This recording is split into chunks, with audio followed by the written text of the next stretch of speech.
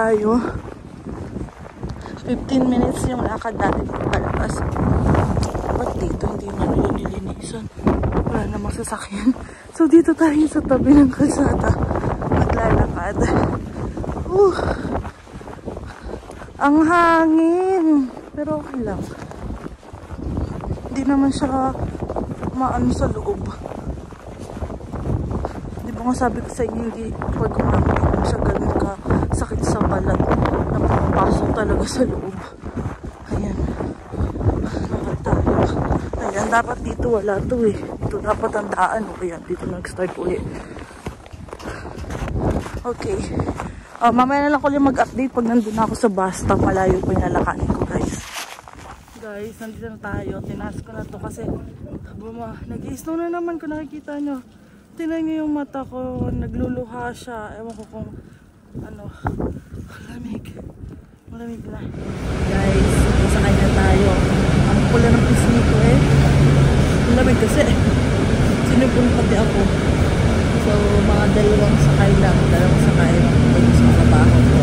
Pero, ang ano nga lang, ang daming stop dito. Ang daming pinapasukan na kayo sa dire-diretso.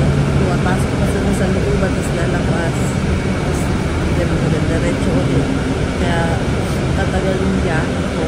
Pero okay lang. Kaya ko naman. Pang ano na natin. Ay, first time ko pala nagpunta. Ano kasi ng linggo, nakaalalay si Marlene. Tapos ngayon, talagang mag-isa ako.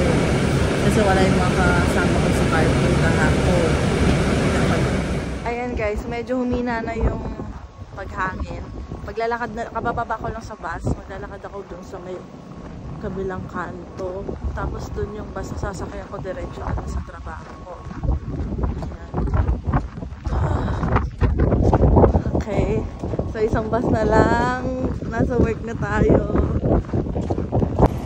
Ayan. Nandito na tayo sa downtown eh. Kasi may mga building na. Yun kasi sabi niya, pag nasa may building na daw, yun na daw yung downtown. Ayan guys, naghihintay na ako ng bus. Patatin na rin yung bus, 3 minutes. Kanina, antok na antok ako. Pikit ako dun sa bus. Tapos bumaba ako. Nawala yung antok ko kasi ang lamig-lamig.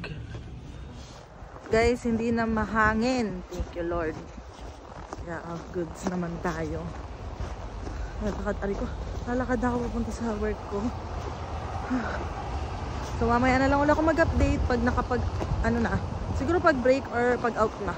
Ganyan. Malolobat na ako eh. Bye-bye.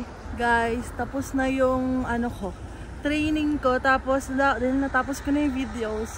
Sa na lang, sa Friday ulit yung pasok ko. Kasi, si ma'am, wala daw bukas.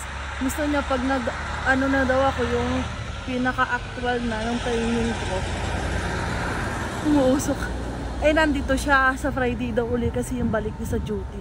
So, mag-off muna tayo bukas. Ay, thank you Lord. Kasi wala akong sasabayan bukas. Pagpasok dahil day off din yung dalawang kasama kasi natapos na nila yung videos. Tinapos na kasi nila ate, siya ni kuya ate ay sa bahay. Ako hindi ko tinapos sa bahay. Tapos yan, dito ko na tinapos. Ayan, mamaya na lang na-update na lang ulit ako mamaya. Ayan guys, nakasakay na tayo. Ang lamig, grabe. Ang lamig na, naninigas yung kamay ko kasi hindi ko mapaghiwalay ito kanina. Kasi parang hindi ko na maramdaman yung dalili ko. Ang ginawa ko na lang, parang ko na lang pinasok yung kamay ko. Kahit hindi ko natatanggal yung taso. So ayan, ang lamig, grabe. Ang lamig-lamig. Hindi ako nagrereklamo na syempre naninibago kasi hindi naman ganito kalamig syempre sa Toronto, di ba? Lamig na lalo na gabi na. So ayan. Kasi ayun, may nag-comment, ginusto niya yan. Yes, ginusto naman po namin sila mga pinagreklamo. Sure naman namin na wala talaga. Syempre magkaiba nga. Ayun. Syempre ginusto namin ito kasi gusto namin magkaroon ng papel. Tapos, ayan. Tapos, yun nga. Sabihin kong iba, bakit hindi na lang doon kami magsama parehas naman sa isang lugar. Eh, kung parehas kami may opportunity na makakatulong para sa papel namin, magtitiis muna, syempre, na magkahiwalay kami. Sino naman ang gusto na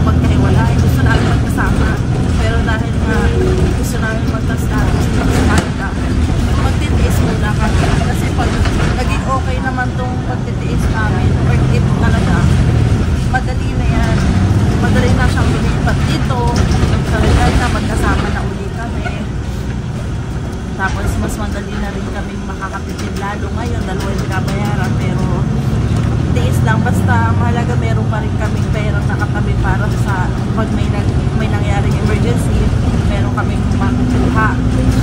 Kahit naman magkalayo kami, syempre nagbabudget pa rin naman kami ng pera namin. Kung may bibili man kami, kailangan talaga. Ito, bumili ako kami ni Marvin ng Gravis, bumili ako ng winter jacket, kung ano pa yung mga kulang. Tapos bibili pa nga rin kami ng tawag dito, heat para sa akin.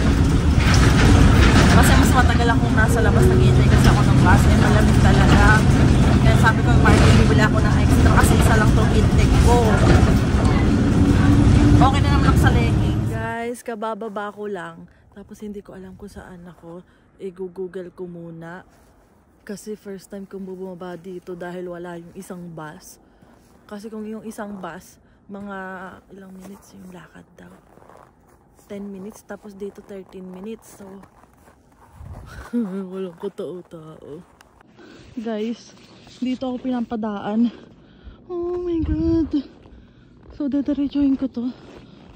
Wala, nakakatakot dito. Mag-isa lang ako. Takbuhin ko na. Oh my God. Seryoso, dito ako pinadaan. Wala. Safe naman siguro dito. Dalilig na lang. Guys. Okay. Nandito na ako. Thank you, Lord. Safe nakauwi kahit mahirap. Diyos ko, iiyak na ako kanina. Naiiyak na talaga ako. Kasi yung dinaanan ko. Kita niyo naman yung dinaanan ko. Tapos, 13 minutes naglakad. Pero syempre, depende pa yun sa lakad mo. Ako, hikli lang ang biyas ko hanggang ngayon. Hinihinga pa rin ako. Nauubusan ako ng hininga kanina. Hininga ng hangin. So, yan. Dito na tayo sa bahay. Thank you, Lord. Okay, may na ako update pag nasa loob na, guys. Namumula pa yung pisingin ko sa sobrang lamig. Hi, guys. So, ayan. Kakatapos ko lang maghilamos. Time check. 1:15 na. Ngayon pa lang kami tutulog ni Ate Pom. Napag-chismisan muna kay Ate Pom kasi pagdating ko kumain ako. May niluto si Ate na menudo. Ayun, sarap. Kumain ako. Syempre, galing ako sa lakad na medyo malayo. At talagang nagutom ako. Nahihilo na kasi ako kanina sa biyahe. Tapos medyo nagsuka pa ako dun sa downtown. Di ko alam bakit naglalala ako sumuka. Tapos, ayan. Tapos sabi ko, ba mahihilo ako. Tapos punta na ako doon, naghintay na nga ako ng bus. Tapos yun, ayan na nga. Ang tagal namin natin mag-istoryahan. Ang haba. Tapos, ayan, buti na lang nakauwi naman tayo ng safe naman. Tapos bukas, na bago nga schedule ko, guys. Dapat may pasok ako bukas. Ang wala akong pasok dapat Sabado, Linggo. Pero pinalitan ni ma'am dahil natapos ko na nga yung training ko, magpahinga daw muna ako ng 2 days. Gusto niya kasi nandun daw siya pag nag-start na ako ng actual na nga. Tapos nung chinek ko yung schedule ko, pinalitan niya ni ma'am. Hindi ko nakasabay sila ate Mary kasi alas 3 sila. Tapos ako kasabay ni ma'am. Si ma'am kasi manager. Alas 7 siya ang start.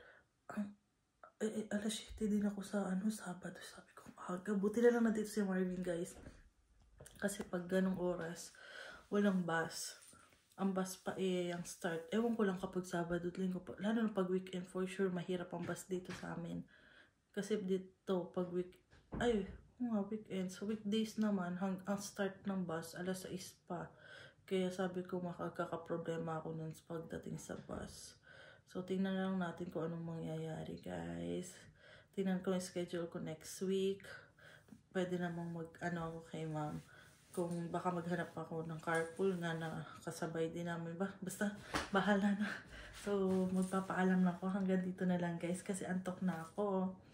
Kanina, hindi pa ako naantok. Pero ngayon, nantok na ako nung naghilamos ako. Kasi nga, bukas pagtitimpla ko si Marvin nung iinumin niya bago siya dumating. Uy, na si Bebe, ang bilis. 4 days na yun. Yun lang. Don't forget to like and subscribe sa YouTube channel ko. Bye guys. Thank you.